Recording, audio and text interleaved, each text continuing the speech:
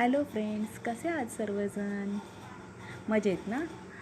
आज आहे मकर संक्रांती आणि मकर संक्रांतीला एकमेकांना तिळगुळ देऊन आपण हा सण साजरी करतो. तिळगुळ घ्या आणि गोड गोड बोला.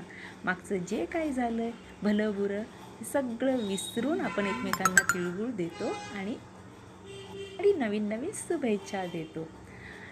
जसं नवीन वर्ष सुरू होतं तसंच निसर्गसुद्धा नवीन नवीन निर्मिती म्हणजेच नवीन भाज्या, नवीन फळं आणि विशेष म्हणजे तिळगूळ त्या लाडूंची 2-4 दिवस अगोदरच घरामध्ये लगबग चालू असते. अगदी लहानांपासून मोठ्यांपर्यंत त्याची अवीट गोडी चाखण्याची आतुरता असते.